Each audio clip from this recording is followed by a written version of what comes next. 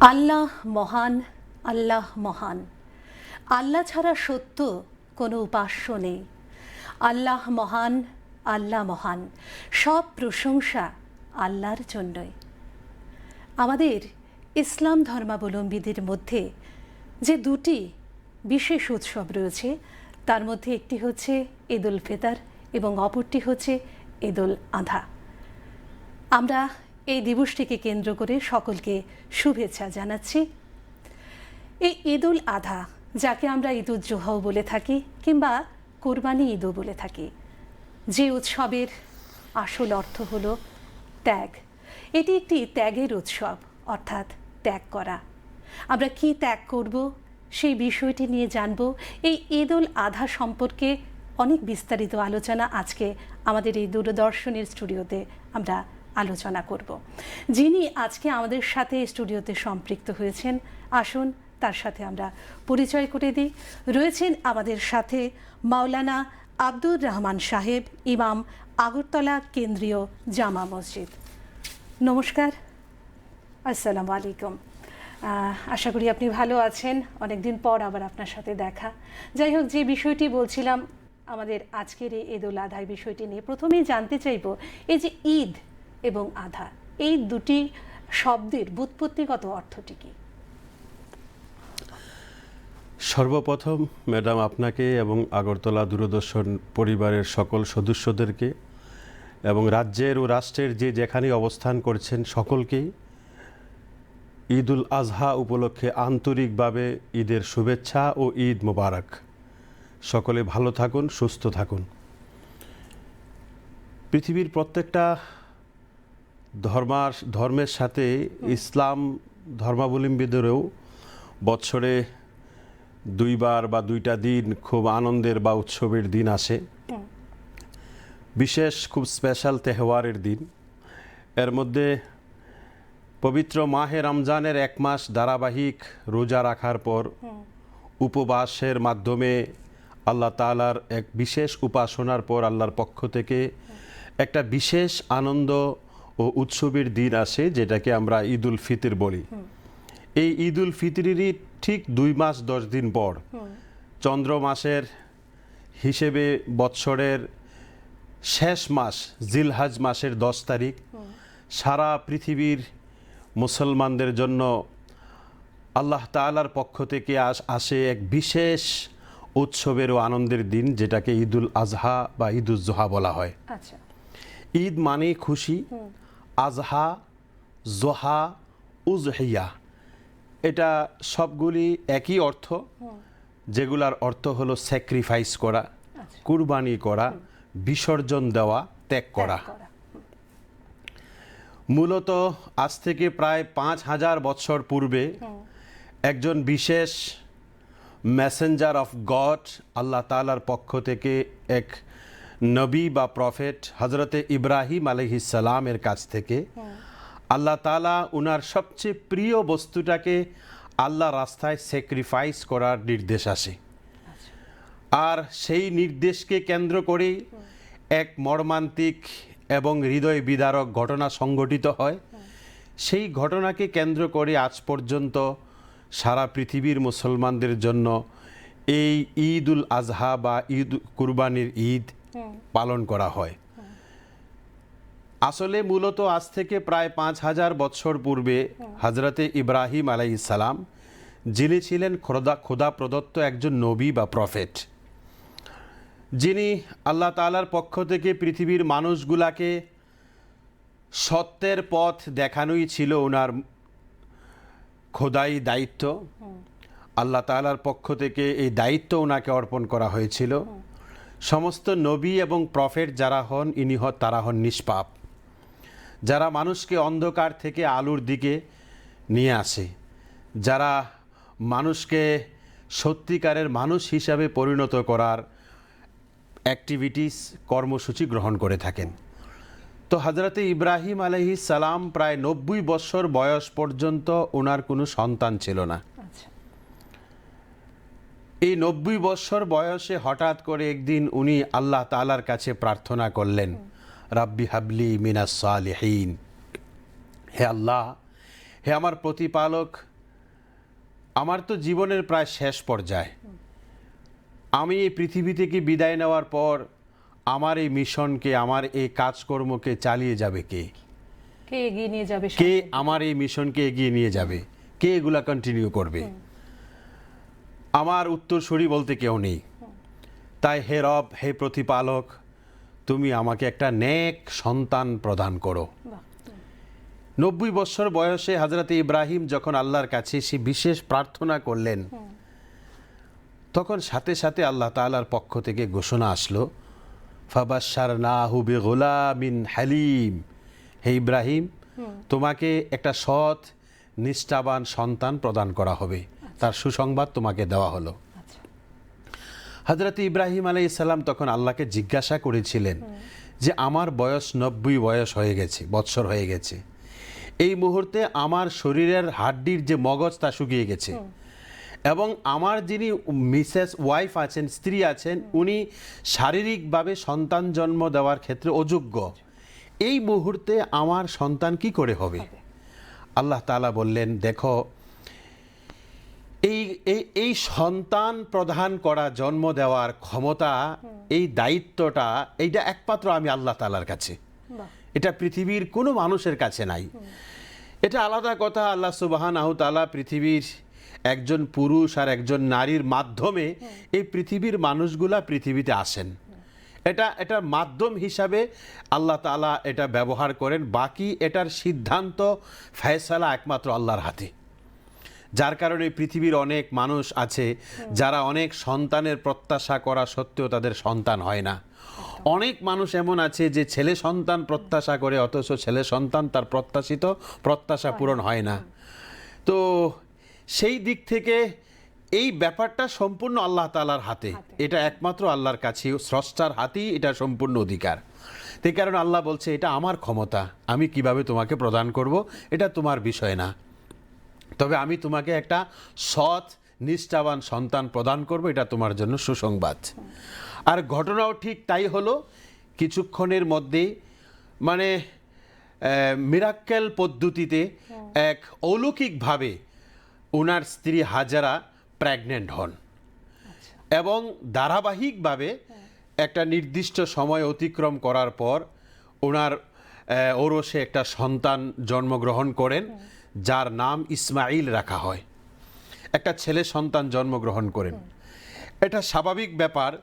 90 বছর বয়সের পর, এতদিন এক অধীর অপেক্ষার পর, প্রত্যাশার পর যে সন্তানটা সে আল্লাহ তাআলার পক্ষ থেকে পেয়েছে, সন্তানটা তার জন্য বড় আদরের, বড় সোহাগের, বড় মোহাব্বতের, এটা বলার কোনো অপেক্ষা রাখে না।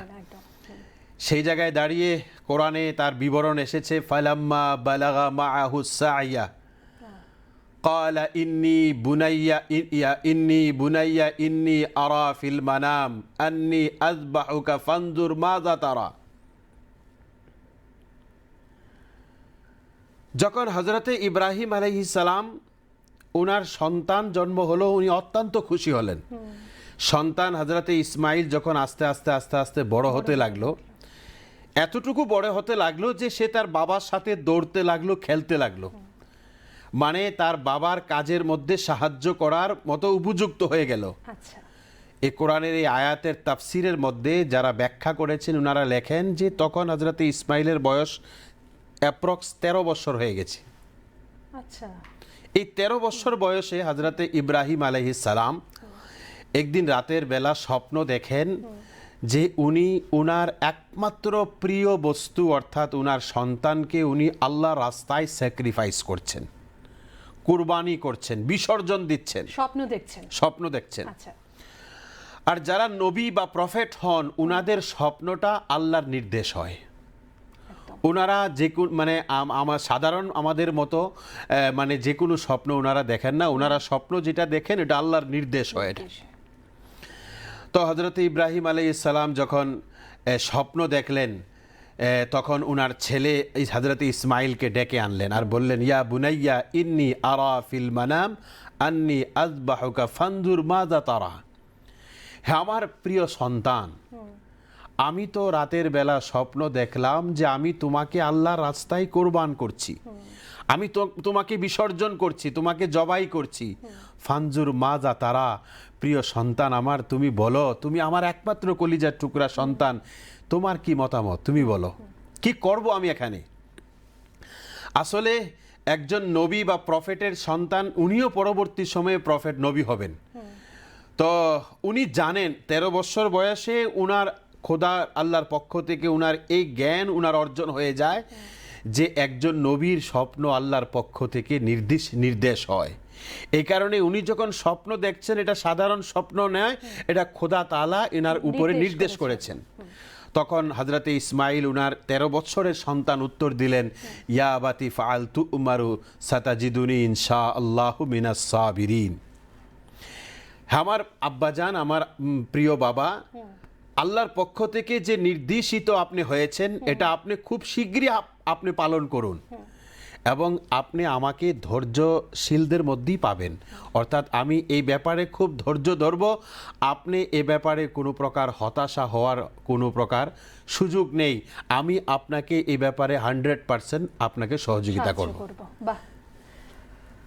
তো হযরত ইব্রাহিম আলাইহিস সালাম যখন দেখলেন যে আল্লাহর এই নির্দেশ পালনে আমার সন্তান সম্পূর্ণভাবে প্রস্তুত, তখন কিন্তু এই কথাটা যদি হযরতে ইসমাইলের মা হাজরার কাছে জানানো যায়, তাহলে হয়তো উনি একজন মা হিসাবে ব্যাপারটা বরদাস্ত করতে পারবেন না, অত্যন্ত দুঃখ পাবেন। স্বাভাবিক ব্যাপার, এত বছর পরে সন্তান প্রসব করেছেন।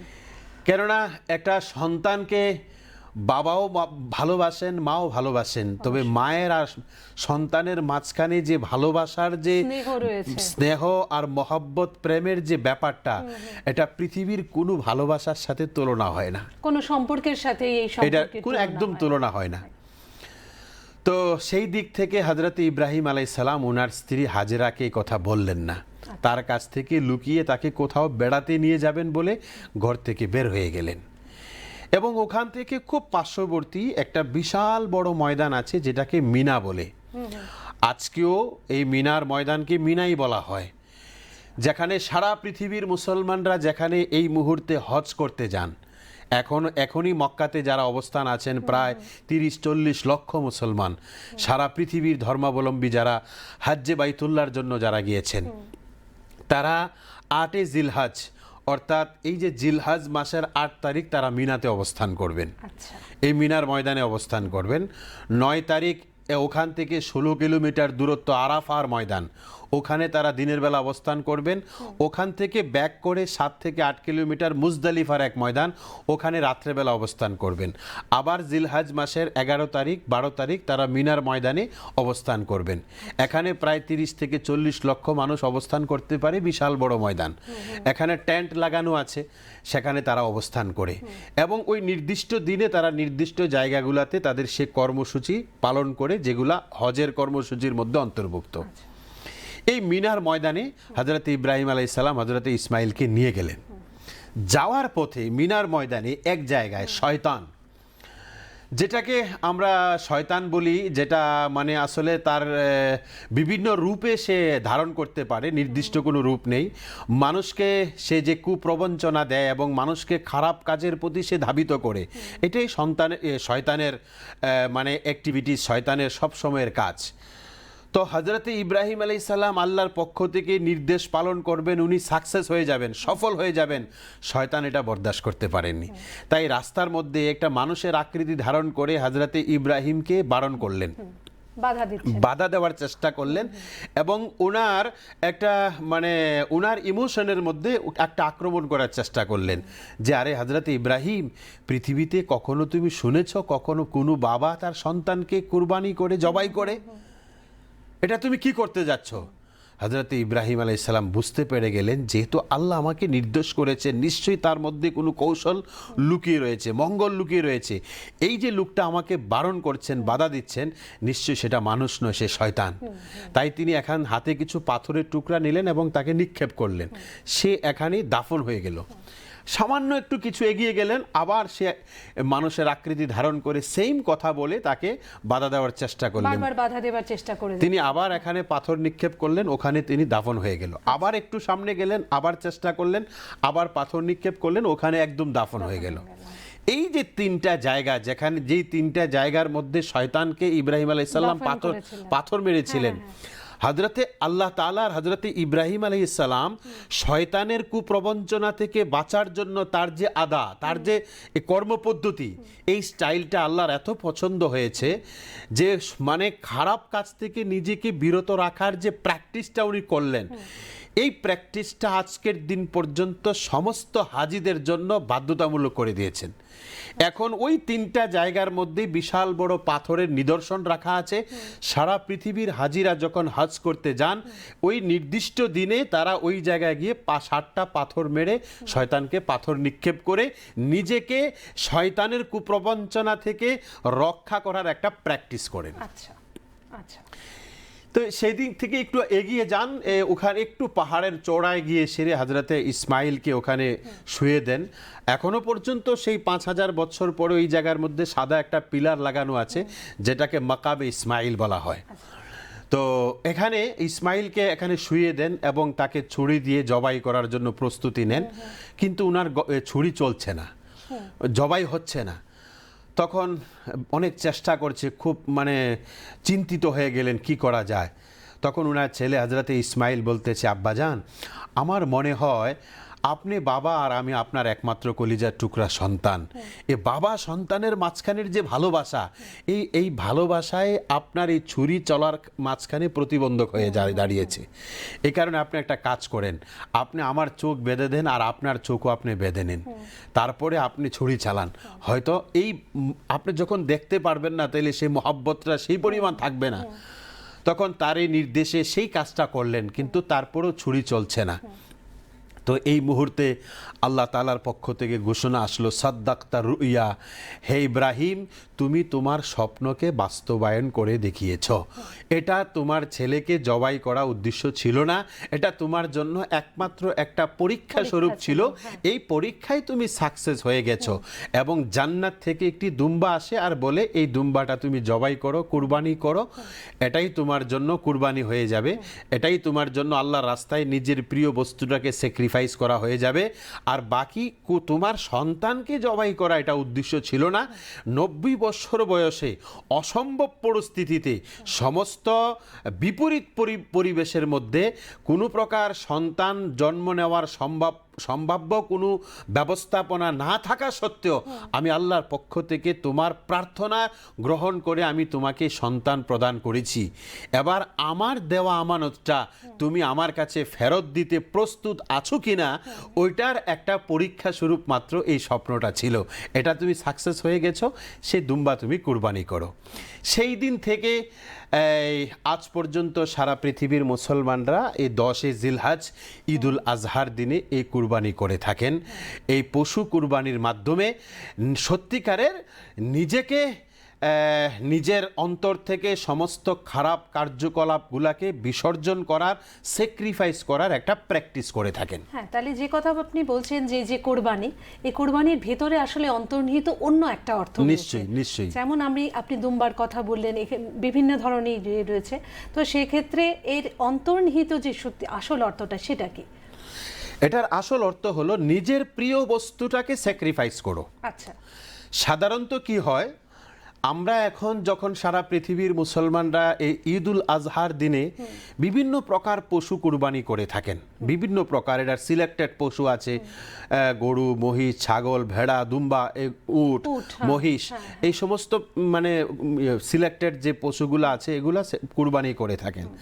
আসলে মূলত ওই পশুগুলাকে কুরবানি করে তার মাংস খাওয়া এটা তার উদ্দেশ্য নয়। কেননা কোরআনে পরিষ্কারভাবে ঘোষণা করা হয়েছে যে কুরবানিকৃত পশুর মাংস এবং রক্ত আল্লাহর কাছে পৌঁছে না, পৌঁছে তাকওয়া অর্থাৎ তার মনের যে নিয়ত, তার মনের যে অবস্থান, এই অবস্থানটা পৌঁছে। সে কি উদ্দেশ্যে এই পশুটাকে কুরবানি করছেন, এই অবস্থানটা, তার মনের অবস্থানটা আল্লাহর কাছে পৌঁছে। আচ্ছা। অর্থাৎ এটার এই যে বিভিন্ন গরু, ছাগল, বিভিন্ন পশুর কথা আপনি উল্লেখ করলেন, সেগুলো হয়তো জায়গা ভেদে বিভিন্ন, যেখানে উট পাওয়া যায় সেখানে হয়তো এই ধরনের পশু পাওয়া যায় না। এটা ঐচ্ছিক ব্যাপার, যেখানে যেটা অ্যাভেলেবেল আছে ওইটা সে করবে আর কি। আচ্ছা। তো এগুলার জন্য একটা নির্দিষ্ট নিয়ম নীতি আছে, কি কি পশুর কুরবানি সে করতে পারবে। কোন এইজের কোন বয়সের করতে পারবে, এবং এই পশুটার শারীরিক কিছু অবস্থান আছে, কোন কোন অবস্থানে সে করতে পারবে, কোন কোন অবস্থানে করতে পারবে না, এগুলা ব্যাপার আছে। কারা করতে পারবে কারা করতে পারবে না, এগুলার অনেকটা একটা মানে রুল আছে, বিধান আছে। কিন্তু আসলে বেসিক্যালি মূলত এই কুরবানির যে মূল উদ্দেশ্য, নিজের প্রিয় বস্তুটাকে আল্লাহর রাস্তায় বিসর্জন করো। এই পশুগুলাও কিন্তু মানুষের খুব প্রিয় বস্তু হয়। সাধারণত কোনো মানুষ যখন একটা ভেড়াও বাড়ির মধ্যে পশু পালন করে, গরু পশু পালন করে, মায়া জন্মে যায়, তার প্রতি কিন্তু সাংঘাতিক মায়া জন্মে, তার প্রতি একটা প্রেম ভালোবাসা তৈরি হয়। একদম। তো আসলে তো মূলত নিজের গৃহপালিত পশুই আল্লাহ রাস্তায় কুরবান করার কথা, কিন্তু যেহেতু 100% লোকেরা পশু পালন করে না, তো সেই বাজার থেকে খরিদ করেই সেই কুরবানি করে। কিন্তু বাজার থেকে খরিদ করার পরেও কিন্তু তার প্রতি একটা মায়া থাকে, যেহেতু নিজের একটা টাকা মানে দিয়ে এখানে সেটা কিনে আনেন, তো স্বাভাবিকভাবে তার প্রতি মায়া জন্মায়। এবার তার মনের যে মায়াটা, এই মায়াটা আল্লাহর রাস্তায় বিসর্জন করে, এটা তার উদ্দেশ্য। এটার পেছনে আরেকটা অর্থ যেটা যুক্ত, সেটা হলো যে আমি যে বস্তুটাকে বেশি পছন্দ করি, এটাকে আমি আল্লাহর হুকুমে, আল্লাহর নির্দেশে আমি স্যাক্রিফাইস করার অঙ্গীকার করলাম। তাহলে মানুষ সাধারণত তাহলে তো এক কথায় দেখতে গেলে মায়ার ত্যাগ করা হচ্ছে। নিশ্চয়ই মূল যে অর্থটি আমাদের মায়া মমতা, এই বিষয়গুলোকে আমরা ত্যাগ করলাম। কিন্তু এখন প্রশ্ন হলো মায়া ত্যাগ করব কেন? আমি প্রশ্ন হলো আমি মায়া মমতাটাকে স্যাক্রিফাইস কেন করব? আসলে মূলত বেসিক্যালি মানুষ সাধারণ পরিবেশে ভালো কাজের তুলনায় খারাপ কাজের প্রতি তার মায়া মহব্বতটা বেশি থাকে, একদম ন্যাচারালি। মানে খারাপ কাজ করার প্রতি সে উদ্বুদ্ধ বেশি হয়, আকর্ষণ বেশি থাকে। মানুষকে যেই কাজটা করতে নিষেধ করা হয়, ওইটাই সে করার প্রতি আকৃষ্ট হয়। এবার একটা পশুকে এই পশুর আকৃতির মাধ্যমে তার মায়াকে আল্লাহ রাস্তায় জবাই করে, স্যাক্রিফাইস করে, বিসর্জন করে, মূলত মানুষের অন্তরের ভিতরে কুপ্রবৃত্তি, খারাপ কার্যকলাপ করার যে মানসিকতা, ওইটাকে বিসর্জন করাই এটার উদ্দেশ্য, এটার মূল উদ্দেশ্য। সেই দিক থেকে এই কুরবানি বা ঈদুল আজহার মধ্যে একটা বাহ্যিক দৃষ্টিতে পশু কুরবানি করা হয়, কিন্তু বাস্তব অর্থে নিজের অন্তরের ভিতরে সমস্ত খারাপ কার্যকলাপকে স্যাক্রিফাইস করা, বিসর্জন করার মানসিকতা তৈরি করার এটা একটা প্র্যাকটিস। মানে নিজের সমস্ত কলুষতাকে আমরা নাশ করব এই স্যাক্রিফাইস করার মধ্যে। নিশ্চয়ই। এই বিষয়ে আরেকটা প্রশ্ন যেটা আমরা দেখতে পাই, যে এই যে কুরবানি করার পর এই যে মাংস রয়েছে, চামড়া রয়েছে, সেগুলো প্রথম অবস্থায় গরিবদের মধ্যে বিতরণ করা হয়। দ্বিতীয়ত আমরা যেটা দেখে থাকি যে আত্মীয় স্বজনের মধ্যে ভাগ করা হয়, এবং পরবর্তীটা নিজেদের মধ্যে। 3টি উপায়, যদি ভুল না বলে থাকি। তাহলে এই যে গরিবদের মধ্যে বিতরণের বিষয়টি আছে, সেটি কেন? দেখুন, এখানে আমাদের এই ব্যাপারটা, আমাদের মোটামুটি ইসলামের এমন কোনো বিধান নাই যেই বিধানটার মধ্যে মানবিক দিক খুঁজে পাওয়া যায় না। কিছু কিছু বিষয়ে অনেকের আপত্তি থাকলেও আসলে ব্যাপারটা অনেক বিষয় আছে যেই বিষয়টা মানুষের মানুষের বোধগম্যের বাইরে। কিন্তু আস্তে আস্তে দিনের পর দিন যখন সায়েন্স এবং টেকনোলজি ডেভেলপমেন্ট করছে, তখন বিভিন্ন বিষয়গুলি যেটা আজ থেকে 100 বছর আগে মানুষের বোধগম্যের বাইরে ছিল, এটা আজকের দিনে বিজ্ঞানের কষ্টিপাথরে যাচাই করে দেখা যাচ্ছে এটা মানুষের অনেক মঙ্গল তার ভিতরে লুকিয়ে রয়েছে। তো আজকের দিনও অনেক বিষয় আছে যেগুলার ব্যাপারে আমাদের অনেকের আপত্তি থাকতে পারে, কিন্তু এটা একটা সময় এমন আসবে যেটা মানুষের বোধগম্যে আসবে, এবং এটা মানুষের পরিপূর্ণ, এটা যে মানুষের জন্য মঙ্গল নিহিত রয়েছে এটা বুঝে আসবে। আসলে এর অন্তর্নিহিত অর্থটা ভিন্ন, এটা হয়তো মানুষ সেইভাবে গ্রহণ করতে পারছে না। সেই দিক থেকে আমাদের ইসলামের প্রত্যেকটা কাজ যেহেতু মানবিক দৃষ্টিভঙ্গি দিক থেকে, প্রত্যেকটা কাজের মধ্যে